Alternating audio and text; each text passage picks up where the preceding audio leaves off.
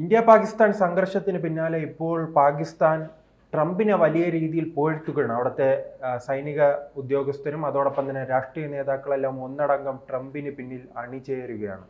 അത് എന്തുകൊണ്ടായിരിക്കും? ഇന്ത്യ പറയുകയാണ് ട്രംപിന് ഒരു പങ്കുമില്ല. അദ്ദേഹത്തെ ശശി തരൂർ ഉൾപ്പെടെയുള്ളവർ അമേരിക്കയിൽ പോയി തന്നെ തുറന്നു പറയുകയാണ്, ട്രംപിന് റോളൊന്നുമില്ല. ഞങ്ങളുടെ ആവശ്യം അല്ലേ, പാകിസ്ഥാന്റെ ആവശ്യപ്രകാരം ഞങ്ങൾ പിൻവാങ്ങി, അത്രേ ഇന്ത്യ പറയുന്നുള്ളൂ. പക്ഷേ പാകിസ്ഥാൻ വലിയ രീതിയിൽ പുകഴ്ത്തുന്നുണ്ടല്ലോ. ഉദ്ദിഷ്ട കാര്യത്തിന് ഉപകാരസ്മരണ. കാരണം ഇന്ത്യ അടി നിർത്തിയില്ലായിരുന്നെങ്കിൽ എന്ത് ചെയ്യുമായിരുന്നു? അവർ ഈ ചൈനയിൽ നിന്നോ അമേരിക്കയിൽ നിന്നോ ഒക്കെ വാങ്ങിയ വില കൂടിയ ഫൈറ്റർ ജെറ്റുകൾ, അതുപോലെ തന്നെ ചൈനയുടെ മിസൈലുകൾ, ചൈന കൊടുത്ത വ്യോമ പ്രതിരോധ സംവിധാനം ഒക്കെ നിഷ്ഫലമായി പോയില്ലേ? ഒരു പ്രയോജനവും ഉണ്ടായില്ലല്ലോ.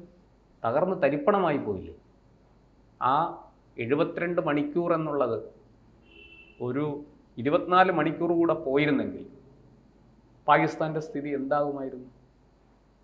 പാകിസ്ഥാൻ എന്നൊരു രാഷ്ട്രം തന്നെ ഒരു പക്ഷേ ഭൂമുഖത്തുനിന്ന് അപ്രത്യക്ഷമായേനെ. അത് ഒരു പക്ഷേ ഇന്ത്യ ആ രാജ്യത്തെ കീഴടക്കി അവിടെ ഒരു പുതിയ സംവിധാനം കൊണ്ടുവന്നേനെ, അല്ലേ?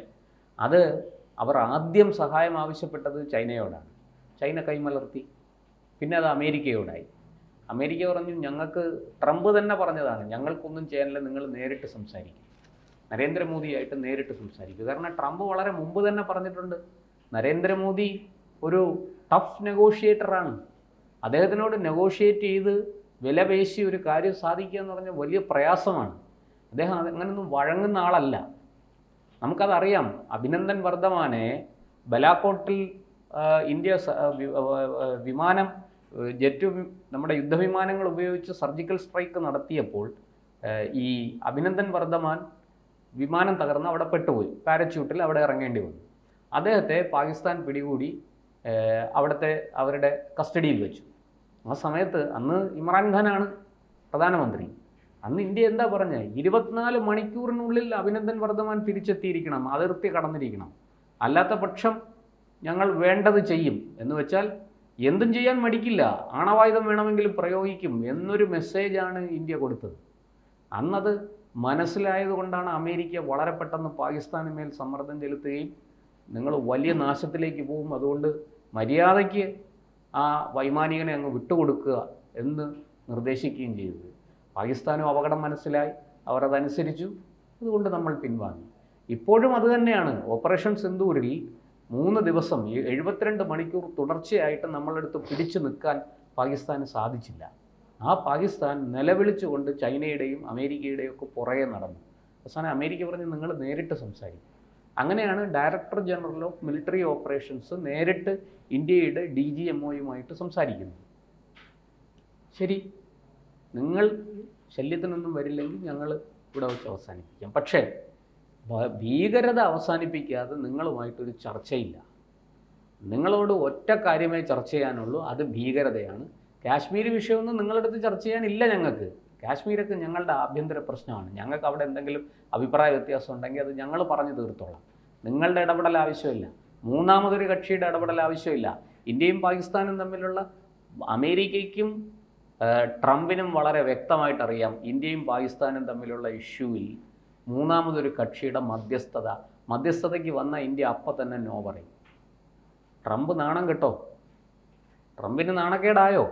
ലോക പോലീസ് ചമഞ്ഞ് എല്ലാവരെയും വിരട്ടിക്കൊണ്ടിരിക്കുന്ന ട്രംപ് വരുമ്പോൾ നരേന്ദ്രമോദി പറയുകയാണ്, നോ നോ നോ, നിങ്ങളുമായിട്ട് ഈ വിഷയത്തിൽ ഞങ്ങൾക്ക് സംസാരിക്കേണ്ട ഒരു കാര്യമില്ല. പാകിസ്ഥാൻ എന്തെങ്കിലും സംസാരിക്കുകയുണ്ടെങ്കിൽ അവർ നേരിട്ട് വരട്ടെ, ഒരു മധ്യസ്ഥൻ്റെ ആവശ്യമില്ല എന്ന് നരേന്ദ്രമോദി പറഞ്ഞു കഴിഞ്ഞു. നരേന്ദ്രമോദി അങ്ങനെയേ പറയുള്ളൂ, ഇന്ത്യ ഗവൺമെൻറ് അങ്ങനെയേ പറയുള്ളൂ. മൻമോഹൻ സിംഗ് അല്ല ഇത്. ഒബാമ എന്ന് പറഞ്ഞ് കരഞ്ഞ് നിലവിളിക്കുന്ന മൻമോഹൻ സിംഗും സോണിയയും അല്ല ഇന്ന് ഇന്ത്യ ഭരിക്കുന്നത്. അത് മറ്റാരെക്കാളും നന്നായിട്ട് ട്രംപിനറിയാം. പാകിസ്ഥാനും അതറിയാം. അവിടെയാണ് ഈ ട്രംപ് കൊടുത്ത ഉപദേശം അനുസരിച്ച് അവർ ഇന്ത്യയെ ബന്ധപ്പെടുകയും യുദ്ധം അവസാനിക്കുകയും ചെയ്തു, അല്ലെങ്കിൽ ആ സൈനിക നടപടി അവസാനിക്കുകയും ചെയ്തു. ഇനിയും ആക്രമണം ഉണ്ടായാൽ അപ്പോൾ തിരിച്ചടിച്ചിരിക്കും. അതുകൊണ്ട് ഓപ്പറേഷൻ സിന്ദൂർ അവസാനിച്ചു എന്ന് നിങ്ങൾ കരുതണ്ട. ഇന്ത്യയുടെ നിലപാടിതാണ്. അപ്പോൾ ഇവിടെ അവരെ എല്ലാ കാലത്തും സംരക്ഷിക്കുന്നത് അമേരിക്കയാണ്. അമേരിക്കയുടെ പല രഹസ്യ അജണ്ടകളും പാകിസ്ഥാനിലൂടെയാണ് അവർ നടപ്പാക്കിക്കൊണ്ടിരിക്കുന്നത്. അതുകൊണ്ട് തന്നെ അത് തുടരണം. ചൈനയുമായിട്ട് അവർ വലിയ സഹകരണത്തിലാണ്, ഒക്കെ ശരിയാണ്. പക്ഷേ അവർ കാലങ്ങളായിട്ട് എത്രയോ പതിറ്റാണ്ടുകളായിട്ട് അമേരിക്കയും പാകിസ്ഥാനുമായിട്ട് ചേർന്ന് പല കാര്യങ്ങളും ഈ ഏഷ്യൻ ഉപഭൂഖണ്ഡത്തിൽ ചെയ്തു കഴിഞ്ഞിരിക്കുന്നു. ഇനി അതിൻ്റെ തുടർച്ച അവർക്കതങ്ങനെ കൊണ്ടുപോയേ പറ്റുള്ളൂ. അതിൽ നിന്ന് മാറി നിൽക്കാൻ പാകിസ്ഥാന് സാധിക്കില്ല. അതുകൊണ്ടാണ് ഇന്ത്യ ഈ കാര്യത്തിലൊക്കെ വളരെ കൃത്യമാണ്. ഇന്ത്യ ആരുടെയും അജണ്ടയ്ക്ക് അനുസരിച്ചല്ല കാലങ്ങളായിട്ട് പ്രവർത്തിക്കുന്നത്. അത് പണ്ടൊക്കെ ആദ്യമൊക്കെ റഷ്യയുമായിട്ട് വലിയ സഹകരണമായിരുന്നു ജവഹർലാൽ നെഹ്റു.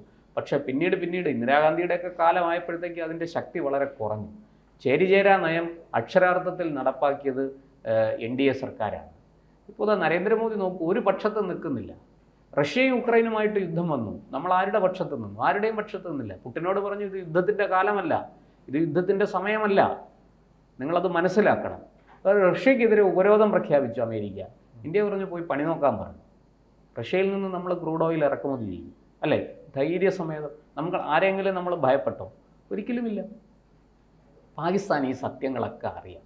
അതുകൊണ്ട് തന്നെ അവർക്ക് ഈ അമേരിക്കയുടെ തണൽ ആവശ്യമുണ്ട്. അതിപ്പോൾ ഷഹബാസ് ഷെറീഫ് ആയാലും ബിലാവൽ ഭൂട്ടോ ആയാലും ഇമ്രാൻഖാൻ ആയാലും ഇവർക്കെല്ലാവർക്കും ഈ പാകിസ്ഥാനിലെ രാഷ്ട്രീയ സാഹചര്യങ്ങൾ നല്ലവണ്ണം അറിയാം. അവിടെ ഈ ഭീകര സംഘടനകൾക്കുള്ള മേൽക്കോയ്മയും സൈന്യം ചെലുത്തുന്ന സ്വാധീനവും സൈന്യത്തിൻ്റെ ഉരുക്കും മുഷ്ടിയും ഒക്കെ അവർക്ക് നല്ലവണ്ണം അറിയാം. അവിടുത്തെ രാഷ്ട്രീയക്കാർക്ക് പാകിസ്ഥാനിലെ രാഷ്ട്രീയ സാഹചര്യം അവർക്കറിയുന്നത് പോലെ ലോകത്ത് വേറെ ആർക്കും അറിയില്ല.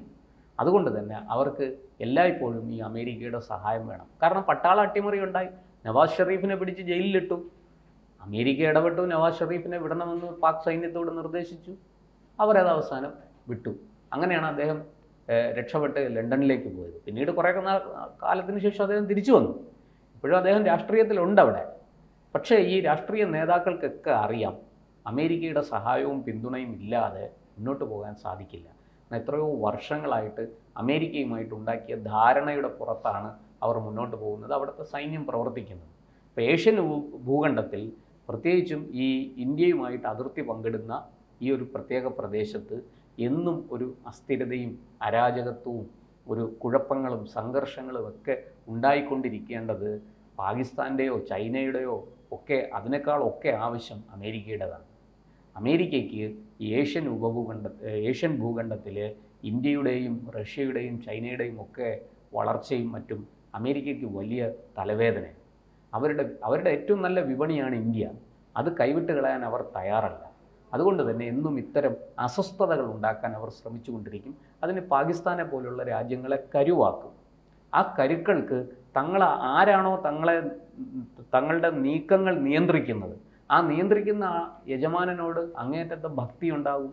അപ്പോൾ അതുകൊണ്ട് തന്നെ ഈ ട്രംപിനെയും അമേരിക്കയെയും ഒക്കെ അവർക്ക് അഭിനന്ദിക്കുകയും പുകഴ്ത്തുകയും വാഴ്ത്തുകയും സ്തുതി പാടുകയും ഒക്കെ ചെയ്യാതെ നിവർത്തിയില്ല. ഇവിടെയും അത് തന്നെയാണ് സംഭവിച്ചിരിക്കുന്നത്. അതല്ലാതെ മറ്റൊന്നല്ല. നമ്മുടെ ഈ ഏഷ്യയിൽ കാണുന്ന പല പ്രശ്നങ്ങളുടെയും പുറകിൽ അമേരിക്കൻ ഡീപ് സ്റ്റേറ്റിൻ്റെ അല്ലെങ്കിൽ അമേരിക്കൻ ഭരണകൂടത്തിൻ്റെയൊക്കെ ഒരു ദോഷദൃഷ്ടി അതിൻ്റെ പുറകിലുണ്ട്. അവരുടെ കൈകടത്തലുകൾ അതിൻ്റെ പുറകിലുണ്ട്. അതാണ് ഇവിടെ സംഭവിച്ചിരിക്കുന്നത്. അതുകൊണ്ട് ആ അവർ നീക്കുന്ന കരുക്കൾക്ക് തങ്ങളുടെ യജമാനനോട് ഭക്തിയും സ്തുതിയും ഒക്കെ പ്രകടിപ്പിച്ചേ മതിയാവും. ഇവിടെയും അതുതന്നെയാണ് കണ്ടിരിക്കുന്നത്. ബിലാവൽ ഭൂട്ടോയും ഈ പറയുന്ന ഷഹബാസ് ഷെറീഫും ഇമ്രാൻഖാനും നവാസ് ഷെറീഫും ഒക്കെ അത് തന്നെയാണ് തുടരുന്നത്. ഇനി വരാൻ പോകുന്ന അവിടുത്തെ പുതിയ തലമുറയും ഇത് തന്നെയായിരിക്കും ചെയ്യുന്നത്. അല്ല, മുന്നിൽ നിന്നും ഇന്ത്യക്ക് കൈ കൊടുക്കുമ്പോൾ പിന്നിൽ നിന്നും പാകിസ്ഥാന് കൈ കൊടുക്കുന്നു. ഇന്ത്യയെ കുത്താനുള്ള ശ്രമം നടക്കുന്നു. പക്ഷേ ഇപ്പോൾ അമേരിക്കയ്ക്ക് അറിയാം അത് പഴയതുപോലെ അത്ര എളുപ്പമല്ല എന്നറിയാം. പഴയ ഇന്ത്യയല്ല, പുതിയ ഇന്ത്യ. അത് അഡ്വക്കേറ്റ് ജയശങ്കർ, നമ്മുടെ വിദേശമന്ത്രി, എസ് ജയശങ്കർ, അദ്ദേഹം ഏതാണ്ടൊരു 2-3 മാസങ്ങൾക്ക് മുമ്പ് അദ്ദേഹം പറഞ്ഞു, പഴയ ഇന്ത്യയല്ല പുതിയ ഇന്ത്യ. അത് പാകിസ്ഥാനോട് പറഞ്ഞതല്ല, അത് പറഞ്ഞത് ചൈനയോടും അമേരിക്കയോടും യൂറോപ്യൻ യൂണിയനോടുമാണ്. യൂറോപ്യൻ യൂണിയനോട് അദ്ദേഹം പറഞ്ഞല്ലോ, ഭീകരതയ്ക്കെതിരായ യുദ്ധത്തിൽ വാചകവടിക്ക് വരണ്ട, ഞങ്ങളോടൊപ്പം ഉപദേശിക്കാൻ വരണ്ട, ഞങ്ങളോടൊപ്പം ചേരുന്നോ, വരൂ നമുക്ക് ഒരുമിച്ച് മുന്നേറാം. പണ്ട് സവർക്കർ പറഞ്ഞത് തന്നെയാണ് ജയശങ്കറും പറഞ്ഞത്. നിങ്ങൾ വന്നാൽ നമുക്ക് ഒരുമിച്ച് പോവാം, നിങ്ങൾ വന്നില്ലെങ്കിൽ നിങ്ങളെ ഉപേക്ഷിച്ച് ഞാൻ മുന്നോട്ട് പോകും. ഇനി നിങ്ങൾ എന്നെ എതിർക്കാനാണ് ഭാവമെങ്കിൽ നിങ്ങളെ എതിർത്തുകൊണ്ട് ഞാൻ മുന്നോട്ട് പോകും. അതാണ് ജയശങ്കറും പറഞ്ഞത്. പഴയ ഇന്ത്യ അല്ല പുതിയ ഇന്ത്യ. നിങ്ങൾ ഉപദേശിക്കാനാണെങ്കിൽ ഇങ്ങോട്ട് വരണ്ട. നമ്മളോടൊപ്പം ചേർന്ന് ഭീകരതയ്ക്കെതിരായ ഒരു സമരത്തിനാണെങ്കിൽ, നടപടികൾക്കാണെങ്കിൽ വരിക, രണ്ട് കൈയും നീട്ടി സ്വാഗതം ചെയ്യുന്നു. നിങ്ങൾ സ്വീകാര്യരാണ്.